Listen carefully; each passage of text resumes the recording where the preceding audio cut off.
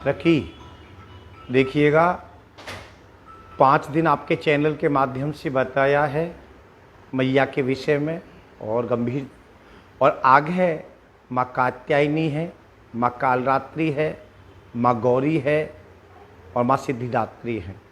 उनके विषय में संक्षिप्त से मैं आपके सामने रख रहा हूँ।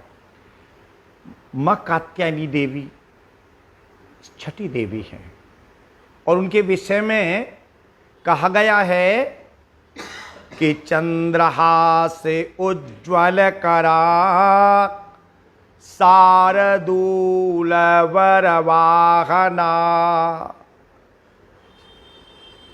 कात्यायनी शुभम दद्यात् देवी दानव घातनी।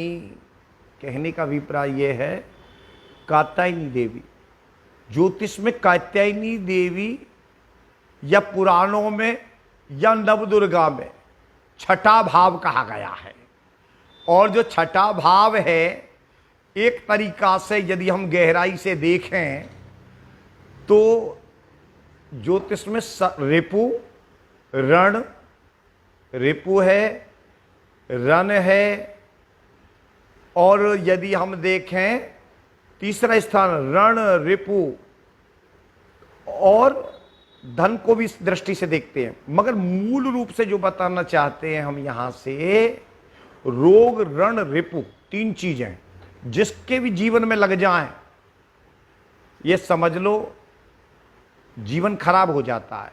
तो छठा स्थान ज्योतिष में ऐसे ही कात्यायनी देवी जो छठी देवी हैं ऐसी महाशक्तिशाली देवी हैं ऋषि कात्यायन जो महिषासुर भयंकर राक्षस थे और ऋषि कात्यायन के यहां ये देवी उत्पन्न हुई और देवी को भगवान विष्णु ब्रह्मा इत्यादि ने आशीर्वाद देकर महाशक्तिशाली बनाया, तेज पैदा किया और उसके उपरांत महिषासुर को मारने में देवी सक्षम हुई।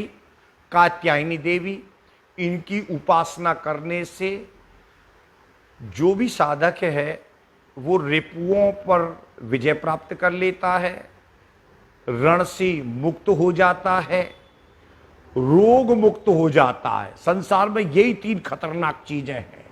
तो कात्यायनी देवी की सेवा करने से व्यक्ति शत्रु पर विजय प्राप्त कर लेता है।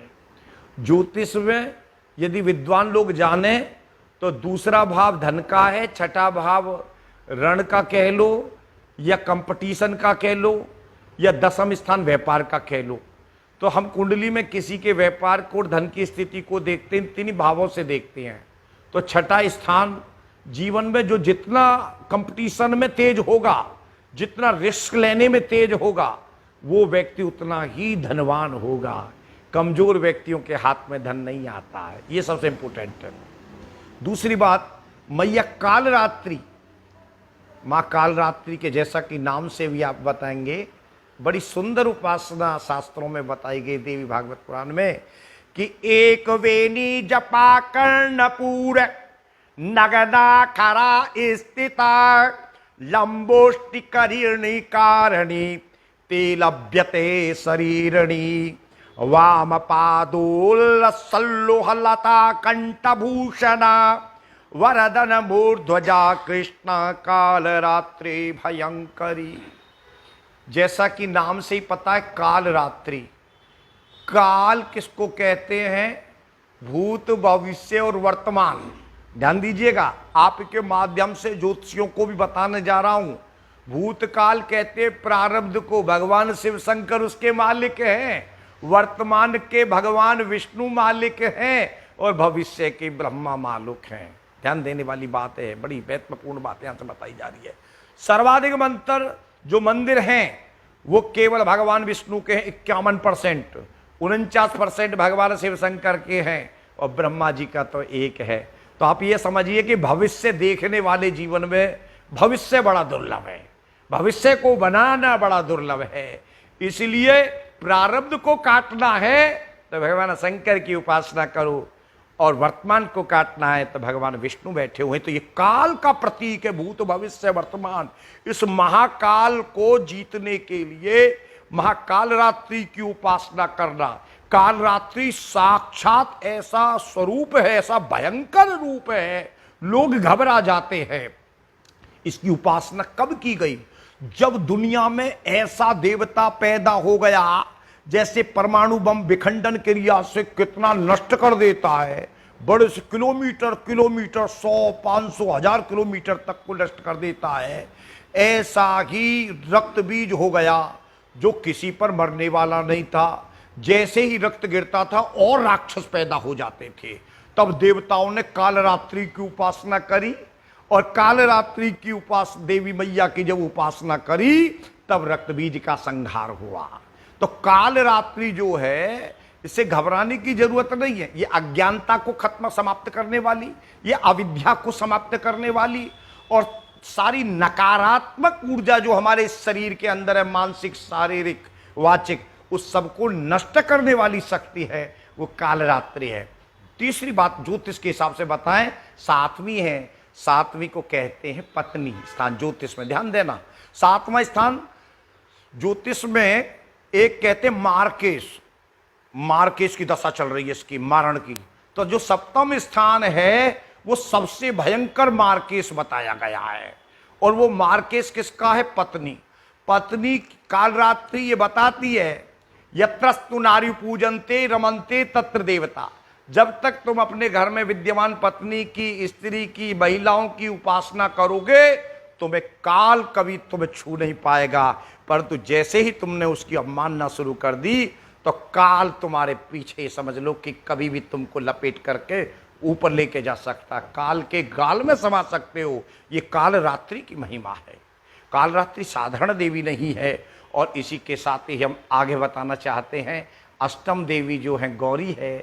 मैया गौरी के विषय में बता रहे हैं, श्वेते ब्रसे समारूढ़ श्वेतांबरधरा शुचि महागौरी शुभम दद्यान महादेव प्रमोददा। गौरी मैया अष्टम देवी है, आठवीं देवी है। गौर पर्वत पर माँ सती ने भगवान शिव शंकर को पार्वती जी ने प्राप्त करने की कोशिश की थी, और जिसमें वो सफल भी हुई थी। और उसके लिए हम ये बता देना चाहते हैं, ओम, ये मंत्र अगर आप कर लेंगे, आपके चैनल के माध्यम से बताना चाहते हैं, ओम ह्रीं गौरी नमः। हे गौरी शंकरधांगिनी यथा त्वाम शंकर प्रिया तथा माम कुरु कल्याणी कांत कांताम सुदुर्लभाम। ओम ह्रीं गौरी नमः। ये मंत्र जो बच्चियों के विवाह में बाधा आ रही है, विवाह में समस्या आ रही है, उचित वर नहीं मिल रहा है, तो इसको कराएं विद्वान के द्वारा या स्वयं भी करें, दोनों से ही लाभ की प्राप्ति होगी। आपके चैनल के माध्यम से एक बात और बताना चाहता हूँ, कात्यायनी देवी का मंदिर वृंदावन के अंदर है, बांके बिहारी जी से थोड़ा सा आगे चल कर के। वहाँ पर यदि कोई कन्या दर्शन करती है तो माँ कात्यायनी देवी जो पांडव कालीन है, जो पांडवों ने स्थापित की है, उस देवी की पूजा करने से काफ़ी अवरोध खत्म हुए, मेरे अनुभव में आया है। संतों के माध्यम से तो पता ही लगा है, परंतु उसके माध्यम से फिर हमने पता किया, तो ये चीज़ बहुत महत्वपूर्ण है। और गौरी पर्वत पर जो गौरी देवी हैं वो साधारण देवी नहीं है, कल्याण करने वाली हैं, सबका मंगल करने वाली माँ पार्वती हैं। ऐसी माँ पार्वती की उपासना करने से आपके जीवन का कल्याण होगा। और नौवीं जो देवी है, सिद्ध गंधर्व यक्षाधर सुरमरैर्पि सेव्यमाना सदा भूयात सिद्धिदा सिद्धिदायनी। नौवीं देवी जो है सिद्धिदात्री देवी है। जैसा कि नाम से ही पता, सिद्ध हो जाना। सिद्ध हो जाना माने परिपक्व हो जाना। जैसे कोई चावल को पका रहे हैं, चाय को पका रहे हैं, सिद्ध हो गई है, ऐसे ही जीव भी सिद्ध हो जाता है। तो ये नवम देवी है। वैसे भी नवम जो अंक है वो अपने आप में पूर्णता का परिचायक है। जैसे कि संघ के विषय में फिर चैनल के माध्यम से बता देना चाहता हूं, 27 सितंबर 2025 को अंक ज्योतिष के हिसाब से 100 वर्ष पूर्ण हो चुके हैं। क्योंकि 7 और 2 9, सितंबर के 9, 2025 के 9, सारा जोड़े तो 9, और 9 अंक ब्रह्मांड का सबसे बड़ा पूर्ण अंक है। तो ये भी एक माध्यम, और ये 9 ये नवमी का ही साक्षात स्वरूप है। यदि देखा जाए तो ये नौवीं जो देवी है, 9 का पहाड़ा भी देख लो, 9 दूनी 18 बढ़ता ही चला जाएगा, बराबर होता चला जाएगा। 9 एकम 9, 9 दूनी 18, 9 तिया 27। 8 का पहाड़ा देखोगे तो घटता हुआ चला जाएगा।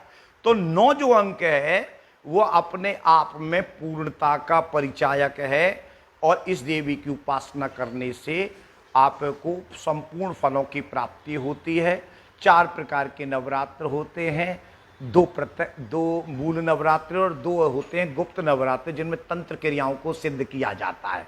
आपके चैनल के माध्यम से मैं 2-3 मंत्र बता रहा हूँ, बस एक नवार्ण मंत्र बता रहा हूँ जो देवी को सबसे प्रिय है।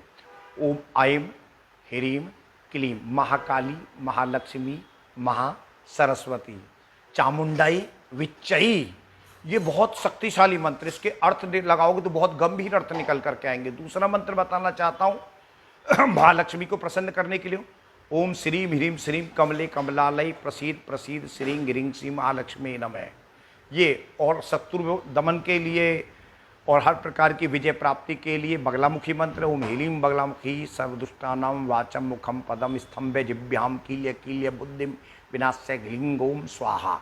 तो ये मंत्रों का उपासना करने से आपको बहुत, कुंजिका स्तोत्र का भी पाठ कर सकते हैं देवी के लिए, और बहुत सारी उपासना, श्री सूक्त का भी पाठ कर सकते हैं, ललिता सुंदरी का, त्रिपुरा सुंदरी का पाठ कर सकते हैं। 10 प्रकार की, देखो 10 तो महाविद्याएं हैं, ध्यान देना जी, 10 महाविद्या हैं, 9 दुर्गा हैं। कोई कहता काली और काल रात्रि, काल रात्रि जो है वो नवदुर्गा का रूप है, और काली जो है 10 विद्याओं का रूप है, जिसमें बगलामुखी है, काल तारा है वगैरह, जो आपने देखो श्री विद्याओं में आती हैं जो। तो इस तरीका से यदि हम देखें तो मैं यहाँ ये बता देना चाहता हूँ, इन नवरात्रों में उपासना करने से आपको परम फल की प्राप्ति होगी, श्रेष्ठ फल की प्राप्ति होगी। और जी जय श्री राम।